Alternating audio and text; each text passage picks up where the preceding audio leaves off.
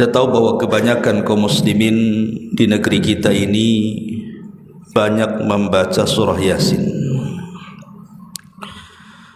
Tapi tahukah bahwa dalam surah Yasin itu ada satu kisah yang sangat menarik dan banyak ibrah dan pelajaran yang kita akan petik di dalamnya. Surah Yasin ini adalah Makkiyah, artinya turun sebelum hijrah, dan itu dilihat dari dua perkara. Pertama, dimulai dari huruf-huruf hijaiyah, ya dan sin, Yasin. Setiap surat yang diawali dengan potongan-potongan huruf hijaiyah itu umumnya Makkiyah, kecuali surah Al-Baqarah dan Al-Imran. Dan yang kedua, ciri-ciri surah itu disebut surah Makkiyah ketika di dalamnya dikisahkan tentang kisah-kisah umat terdahulu. Jadi kalau ada surat bicara tentang kisah-kisah umat terdahulu, maka umumnya surah itu adalah Makkiyah, bukan Madaniyah. Kenapa kemudian surah Yasin ini dimulai dari potongan-potongan huruf hijaiyah? Ulama tafsir mengatakan potongan-potongan huruf hijaiyah seperti alif lam mim, alif lam ra, Yasin, Thaha, Nun, Qaf dan begitu seterusnya, itu sebenarnya tantangan kepada orang-orang Arab yang ketika itu Al-Quran turun di tengah-tengah mereka dan menggunakan bahasa mereka, seolah-olah Allah subhanahu wa ta'ala ingin mengatakan kepada bangsa Arab secara khusus dan umumnya seluruh manusia di dunia, kalau kalian tidak yakin dengan Al-Quran, Al-Quran ini terangkai dari alif sampai ya. Sekarang rangkailah oleh kalian kalimat-kalimat seperti Quran kalau kalian sanggup. Dan Allah subhanahu wa ta'ala menantang dalam Al-Quran, fa'tu bi suratin min mithli, datangkan satu surat saja seperti Al-Quran dengan menggunakan potongan-potongan huruf-huruf hijaiyah. Bukankah kita sudah hafal alif, ba, ta, sa, jim dan begitu seterusnya? Sekarang rangkai. Dan Allah subhanahu wa ta'ala katakan kalian tidak akan sanggup untuk melakukannya. Fa'illam taf'alu walan taf'alu, kalian tidak akan sanggup melakukannya. Karena Al-Quran itu bukan buatan Nabi, bukan ucapan Nabi. Al-Quran itu kalamullah azza wa jal yang diwahyukan kepada Nabi. Makanya karena dia adalah kalam Allah, tidak ada satupun makhluk yang mampu membuat seperti kalam Allah. Lah dalam surah Yasin ada satu kisah yang menarik. Nanti kita akan ambil ayat per ayat dan kita petik ibrah pelajarannya. Ulama menyebutnya kisah ini sebagai kisah Ashabul Qaryah. Jadi kisahnya disebut Ashabul Qaryati, kisah penduduk satu negeri. Bagaimana kisahnya? Dan di mana kisah ini terjadi? Siapa tokoh-tokohnya? Lalu apa pelajaran yang kita akan petik dalam kisah ini? Inilah yang kita akan bahas 1 jam ke depan. Ma'asyiral muslimin wal muslimat rahimani wa rahimakumullah. Allah subhanahu wa ta'ala berfirman dalam surah Yasin, wadrib lahum mathalan ashabal qaryati id ja'ahal mursalun. Allah subhanahu wa ta'ala mengatakan, dan buatlah oleh kalian satu perumpamaan bagi mereka yaitu tentang penduduk satu negeri ketika utusan-utusan kami datang kepada mereka. Sebagian para ulama tafsir mengatakan, siapa utusan-utusan ini dan kapan terjadinya, lalu di mana letaknya? Ada yang mengatakan bahwa peristiwa ini terjadi di negeri Syam, tapi ada juga yang mengatakan bahwa peristiwa ini terjadi di sebuah negeri yang disebut dengan Antakia. Negeri Antakia masih di kawasan Syam. Dan negeri Antakia ini sangat masyhur dan sangat ma'ruf. Apabila kita mengupas sejarah Imam Ahmad ibn Hanbal rahimahullahu ta'ala di masa kekuasaan Khalifah Mu'tasim, di negeri ini pernah ada seorang wanita yang dilecehkan. Jadi ada seorang wanita dilecehkan kehormatannya, kemudian memanggil-manggil khalifah dan mengatakan, wa Mu'tasimat, wahai Khalifah Mu'tasim, tolong aku. Sementara di negeri itu tidak ada orang muslim, kecuali ada seorang anak muda yang muslim mendengar teriakan wanita muslimah yang dilecehkan itu. Langsung dia pun berangkat ke Baghdad dan menyampaikan ucapan wanita muslimah yang dilecehkan kehormatannya kepada sang Khalifah Mu'tasim. Maka mendengar itu Khalifah marah.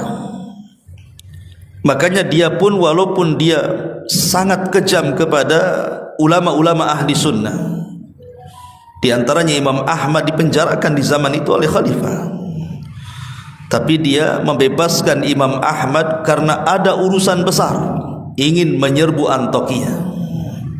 Maka disiapkan pasukan besar dari Baghdad kemudian diserbu. Akhirnya negeri itu pun jatuh ke tangan kaum muslimin, di tangan Khalifah Mu'tasim. Lah negeri Antakia di zaman dulu sebelum diutusnya Nabi SAW, agama mereka adalah agama penyembah berhala. Jadi mereka menyembah berhala, menyembah patung. Dan penyembahan terhadap berhala ini sudah ada sejak zaman Nabi Nuh alaihi salatu wassalam diutus sebagai nabi dan rasul. Ketika kaumnya menyembah sebagian berhala yang mereka sebut dengan Suwa, Yaghus, Nasr dan begitu seterusnya, yang Allah katakan la tadharunna waddan wala suwa'an wala yaghutha wa ya'uqa wa nasra. Jangan kalian tinggalkan sesembahan kepada Wad, kemudian kepada Yaghus, kepada Ya'u, kepada Nasr. Itu kan nama-nama sesembahan di zaman Nabi Nuh. Tapi kemudian berkembang sampai di zaman Nabi Ibrahim alaihi salatu wassalam, manusia bukan hanya menyembah berhala, sampai matahari disembah, bintang disembah, bulan disembah, sampai kepada zaman Isa bin Maryam. Dan sampai hari ini masih ada agama yang menyembah berhala. Lah di negeri Antakia ini masyarakatnya mereka menyembah berhala. Lah ketika itu Allah Subhanahu wa taala mengutus kepada negeri tersebut utusan-utusannya.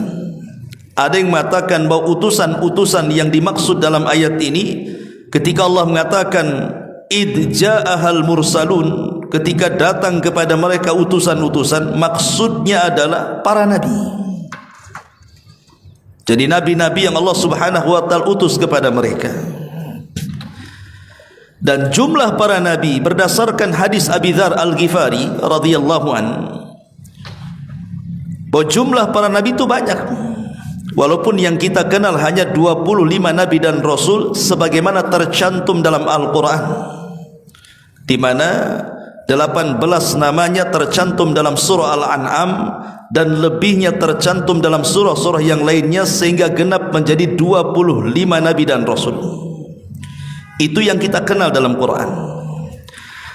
Tetapi nama-nama nabi itu bukan 25 nabi dan rasul, tetapi sangat banyak sekali. Ada yang mengatakan bahwa jumlah para nabi itu 120, ada yang mengatakan 124.000 nabi yang diutus oleh Allah Subhanahu wa taala kepada manusia. Lah di negeri Antakya ini karena sudah banyak terjadi kesyirikan, maka Allah Subhanahu wa taala utus kepada mereka para nabi. Tentu setelah zamannya Isa bin Maryam. Tetapi sebagian para ulama yang lain mengatakan bukan para nabi yang dimaksud al-mursalun dalam ayat ini, tetapi yang dimaksud adalah mereka orang-orang pilihan yang merupakan anak murid langsung dari Nabi Isa bin Maryam, atau dikenal dengan Hawariyun. Yang Allah Subhanahu wa taala katakan di dalam surah Shaf ayat 14, Ya ayyuhalladzina amanu kunu ansarullah kama qala Isa bin Maryam lil hawariyina man ansari ila Allah qala al hawariyuna nahnu ansarullah. Wahai orang-orang yang beriman, jadilah kalian sebagai penolong-penolong Allah. Ketika berkata Isa bin Maryam kepada para penolongnya, siapa di antara kalian yang akan menolong Allah? Maka berkatalah orang-orang Hawariyun, kamilah yang akan menolong Allah. Jadi yang dimaksud utusan-utusan itu maksudnya adalah Hawariyun. Siapa Hawariyun? Mereka adalah orang-orang pilihan yang belajar langsung kepada Isa bin Maryam. Diutus kepada negeri Antakya 3 orang pilihan dari kalangan Hawariyun. Ma'asyiral muslimin wal muslimat rahimani wa rahimakumullah, tentu bagi kita tidak dipermasalahkan apakah yang dikirim kepada mereka para nabi, apakah yang dikirim kepada mereka Hawariyun, apakah tempatnya di Amuriah atau Antakya ataupun negeri Syam. Quran tidak menyebutkan. Ini kan hanya ulasan-ulasan ahli sejarah. Karena Al-Quran itu bukan kitab sejarah yang harus detail gitu ya, menjelaskan tentang apa nama negerinya, siapa yang diutusnya, siapa nama-namanya. Al-Quran tidak peduli dengan itu. Karena Quran itu bukan kitab sejarah. Quran itu adalah kitab ibrah dan pelajaran. Dia hanya mengutip kisah-kisah untuk diambil pelajarannya, bukan untuk dinikmati kisahnya. Sehingga kalau ingin detail kisah ini, ya lihat kepada kitab-kitab tafsir atau kitab-kitab sejarah. Ma'asyiral muslimin wal muslimat rahimani wa rahimakumullah. Kemudian Allah Subhanahu wa taala mengatakan, "Idz arsalna ilaihim itsnaini fakadzabuhuma fa'ajjazna bi tsalitsin faqalu inna ilaikum mursalun." Ketika kami mengutus kepada mereka negeri Antakya itu 2 orang utusan, lalu mereka penduduknya mendustakan 2 orang utusan itu, kemudian kami kuatkan dengan utusan yang ketiga. Maka ketiga utusan itu berkata, sesungguhnya kami adalah orang-orang yang diutus Allah kepada kalian. Sebuah nikmat yang sangat besar, ikhwatu fiddin yang dimuliakan Allah Subhanahu wa taala, ketika sebuah tempat diutus oleh Allah Subhanahu wa taala orang-orang pilihan. Tentu nikmat mana lagi gitu kan, ketika di tengah-tengah kita ada orang saleh, ada orang yang baik yang bisa kemudian mendakwahkan dakwah Allah kepada kita. Tetapi rupanya orang-orang Antakya ini tidak bersyukur. Diutus kepada mereka utusan, justru mendustakan utusan itu. Awalnya Allah Subhanahu wa taala mengutus kepada mereka 2 utusan dulu. Tapi rupanya 2 utusan ini kewalahan karena penduduk negeri Antakya ini tidak menerima. Akhirnya kemudian Allah Subhanahu wa taala kuatkan, Allah utus 1 lagi menjadi 3 utusan. Tetapi 3-tiganya juga didustakan oleh masyarakat Antakya ini. Mereka tidak bersyukur kepada Allah Subhanahu wa taala. Padahal Allah Subhanahu wa ta'ala mengutus 3 orang, bukan 1 orang. Seandainya di Batam ini ada 1 ulama besar saja sudah beruntung kan gitu. Gimana kalau ada 2 ulama? Gimana kalau ada 3 ulama? Tentu makin banyak makin baik dakwah ini. Harusnya disyukuri. Makanya Nabi SAW apabila mengutus seseorang untuk berdakwah di sebuah negeri, Rasul tidak akan mengutus 1 orang. Pasti Rasul akan mengutus 2, 3 dan begitu seterusnya. Seperti yang dilakukan Rasul ketika mengutus Abu Musa al-Ash'ari untuk berdakwah di Yaman. Dia tidak sendirian, tetapi Nabi SAW mengutus 2 orang, Abu Musa al-Ash'ari dan Mu'adz ibnu Jabal radhiyallahu anhuma. Begitu juga Nabi Musa alaihi salatu wassalam. Ketika dia berdakwah kepada Fir'aun, Musa merasa lemah. Kenapa? Karena lisannya itu tidak fasih dalam bicara. Sementara dia punya abang namanya Harun, dan Harun adalah orangnya fasih dalam bicara, orator, kalau ngomong itu luar biasa. Maka Musa alaihi salatu wassalam mengatakan, Haruna akhi, ya Allah, saya punya Harun, itu saudaraku. Waj'al li waziran min ahli, jadikan dia perdana menteriku dari keluargaku. Jadi Nabi Musa meminta kepada Allah Subhanahu wa ta'ala untuk menggabungkan Harun dalam dakwahnya. Akhirnya Allah Subhanahu wa ta'ala mengabulkan permintaan Musa, maka diangkatlah Harun menjadi nabi. Kemudian menolong Nabi Musa dalam menghadapi Fir'aun dan juga kaumnya. Ma'asyiral muslimin wal muslimat rahimani wa rahimakumullah. Lah ketika 3 utusan ini diutus oleh Allah Subhanahu wa ta'ala ke negeri Antakya, kemudian mereka mulai berdakwah, mengajak manusia untuk meninggalkan sesembahan selain daripada Allah Subhanahu wa ta'ala, mengajak kepada tauhid yang umumnya dilakukan oleh semua utusan Allah Subhanahu wa ta'ala. Sebagaimana Allah Subhanahu wa ta'ala berfirman, walaqad ba'atsna fi kulli ummatir rasulan ani'budullaha wajtanibut taghut.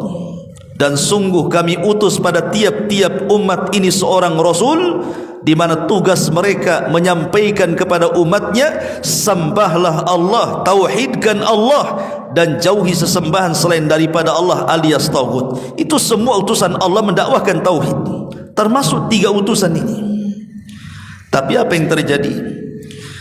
Maka Allah Subhanahu wa ta'ala melanjutkan kisahnya. Qalu ma antum illa basyarum mithluna wa ma anzalar rahman min syai'in in antum illa takdzibun.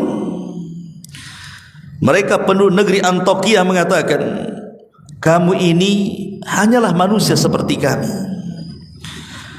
dan Allah Subhanahu wa ta'ala maha pengasih, tidak menurunkan sesuatu apapun. Kamu hanyalah pendusta belaka bagi kami. Lihat, mereka mulai mendustakan 3 utusan dan mengatakan, kalian itu manusia sama dengan kami. Maunya mereka itu, kalau memang kalian adalah utusan-utusan Allah Subhanahu wa ta'ala, kenapa tidak malaikat saja diutus kepada kami? Kenapa mesti kalian manusia seperti kami, yang makan, minum persis seperti kami? Jadi mereka mengatakan, kenapa tidak malaikat yang diutus? Kenapa mesti seperti kalian, seperti kami manusia yang diutus? Ma'asyiral muslimin yang dimuliakan Allah Subhanahu wa ta'ala, sebenarnya penolakan dakwah mereka itu bukan itu alasannya. Sebab kalau Allah Subhanahu wa ta'ala utus malaikat sekalipun sebagai nabi dan rasul, tentu Allah Subhanahu wa ta'ala pasti akan membentuk malaikat itu seperti manusia, dan pasti mereka juga akan mendustakan sekalipun itu jelmaan manusia. Dan itu disinggung dalam Al-Quran surah Al-An'am ayat 9, walau ja'alnahu malakan la ja'alnahu rajulan. Seandainya kami jadikan rasul itu malaikat, tentu kami akan bentuk malaikat itu seperti manusia, kata Allah. Sebab kalau seandainya malaikat dalam bentuk aslinya diutus kepada manusia, siapa yang akan mengikuti malaikat? Malaikat itu makhluk besar. Bayangkan Jibril saja, berapa sayapnya? 600. Di mana satu sayap itu terbentang antara barat dan timur, mulai dari terbenam sampai terbitnya matahari. yang disebut dalam hadis Nabi SAW, saddal ufuk, menutupi langit. Macam mana malaikat sebesar itu akan turun ke bumi dan akan menjadi nabi? Sementara nabi dan rasul itu harus diikuti. Malaikat tidak pernah tidur. Macam mana kita akan tidak tidur? Pasti tidur manusia. Malaikat tidak makan, malaikat tidak minum, malaikat tidak kawin. Sementara kita makan, kita minum, kita kawin. Macam mana akan mengikuti malaikat? Malaikat marah dan marahnya malaikat juga berbeda dengan marahnya kita. Malaikat bukan seperti manusia berjalan di bumi, malaikat terbang, kita tidak bisa terbang. Makanya Allah Subhanahu wa taala mengatakan, sekalipun Allah utus malaikat sebagai rasul, pasti Allah akan bentuk seperti manusia supaya bisa ditiru. Ya. Tetapi Allah Subhanahu wa taala katakan, walalabasna alaihi ma yalbisun. Meskipun demikian, mereka pasti akan tetap ragu, sebagaimana kini mereka juga tetap ragu. Pasti akan didustakan. Berarti itu bukan alasannya. Alasan mereka menolak 3 utusan ini karena kesombongan mereka. Karena kesombongan mereka kepada 3 utusan itu, merasa bahwa mereka lebih hebat, lebih mulia, makanya mereka menolak. Sebagaimana ketika Rasul berdakwah ke Taif, kemudian berjumpa dengan 3 pembesar Taif, putra daripada Amr ibn Umair, di antaranya Abdu Layalil ibn Amr, kemudian Mas'ud ibn Amr, kemudian Habib ibn Amr. Apa kata 3 orang pembesar Taif ini kepada Rasul? Coba. Ketika Rasul mulai mendakwahkan dakwah tauhid kepada mereka, salah satu di antara mereka mengatakan, ya Muhammad, kalau memang engkau seorang nabi, maka tidak pantas aku bicara dengan kamu. Dan kalau engkau bukan nabi, lebih tidak pantas lagi aku bicara dengan kamu. Intinya tidak mau bicara.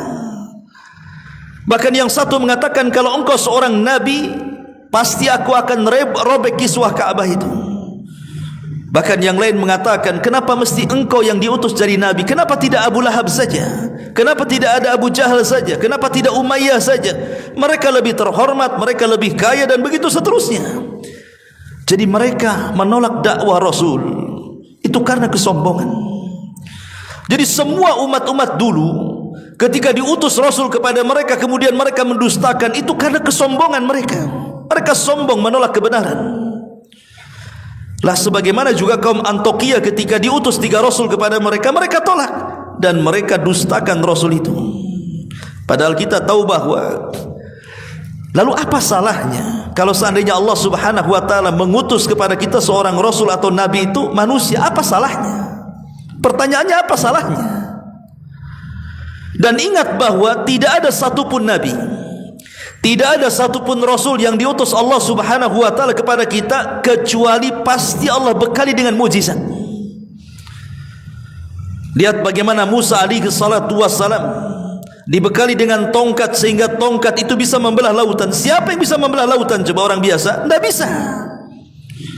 Tongkat menjadi ular besar, kemudian tangannya dimasukkan ke pesaknya, tiba-tiba bercahaya. Bahkan yang lebih itu, Nabi SAW bisa membelah bulan. Siapa yang bisa membelah bulan? Manusia biasa tidak bisa membelah bulan. Bagaimana Nabi Saleh bisa mengeluarkan unta dari bebatuan? Dan banyak sekali mukjizat yang Allah Subhanahu wa taala anugerahkan kepada Nabi dan Rasul, sekalipun mereka manusia. Tapi Allah bekali kehebatan yang tidak dimiliki orang biasa. Meskipun demikian mereka tetap mendustakan. Ma'asyiral muslimin wal muslimat rahimani wa rahimakumullah. Kemudian Allah Subhanahu wa taala melanjutkan firman-Nya dalam surah Yasin. Qalu, mereka berkata lagi, orang-orang Antiokhia itu, maksudnya para utusan, Rabbuna ya'lam anna inna ilaikum lamursalun. Sungguh Rabb kami telah mengetahui bahwa kami adalah utusan-utusan untuk kalian. Wa ma 'alaina illal balagul mubin. Dan kewajiban kami hanya menyampaikan perintah Allah dengan jelas kepada kalian. Jadi 3 utusan ini yang diutus Allah Subhanahu wa taala ke negeri Antiokhia ini mengatakan bahwa sesungguhnya walaupun kalian mendustakan kami, bahwa kami utusan kepada kalian, tapi Allah tahu kami utusan Allah untuk kalian. dan tugas kami ini hanya menyampaikan kebenaran. Soal kalian menerima atau tidak urusan kalian. Dan ini juga bekal bagi kita para dai, orang-orang yang hendak mendakwahkan siapapun. Buatlah konsep seperti utusan-utusan Allah, bahwa tugas kita ini hanya menyampaikan. Soal mereka menerima, soal mereka menolak, itu urusan dia dengan Allah Subhanahu wa taala. Makanya ketika Nabi SAW diperlihatkan oleh Allah Subhanahu wa taala umatnya di padang mahsyar, awalnya Nabi SAW melihat ada nabi yang pengikutnya cuma satu, kemudian ada nabi pengikutnya cuma dua, kemudian ada nabi pengikutnya cuma beberapa orang yang bisa dihitung dengan jari. Bahkan yang lebih parah, ada nabi yang tidak ada pengikutnya, walaupun di sana ada nabi yang banyak pengikutnya seperti Musa dan dirinya. Dan ini menunjukkan bahwa bukan kegagalan seorang nabi berdakwah ketika tidak ada pengikut. Kita jangan katakan, oh nabi yang tidak ada pengikut itu gagal dalam berdakwah. Tidak ada satupun nabi yang gagal dalam berdakwah. Mereka sudah berhasil berdakwah. Karena barometer berhasil dan tidaknya sebuah dakwah bukan banyak dan sedikitnya pengikut, ikhwan, tetapi berhasilnya dia menyampaikan kebenaran yang Allah titipkan kepada lisannya. Kalau kita sudah berhasil menyampaikan kebenaran, berarti kita sudah berhasil berdakwah, ikhwan. Soal dia menerima atau tidak itu urusan Allah Subhanahu wa taala. Jangan kelas kita, kelas para nabi. Nuh alaihi salatu wassalam tidak bisa mendakwai putranya Kan'an. Nuh alaihi salatu wassalam tidak bisa mendakwai istrinya, bahkan istrinya kufur. Lut juga tidak bisa mendakwahi istrinya kufur. Ibrahim tidak bisa mengajak Azar ayahnya masuk ke dalam agamanya. Bahkan Nabi SAW tidak mampu mengajak Abu Talib yang selama ini sangat mencintai dan dicintai Rasul untuk masuk ke dalam Islam.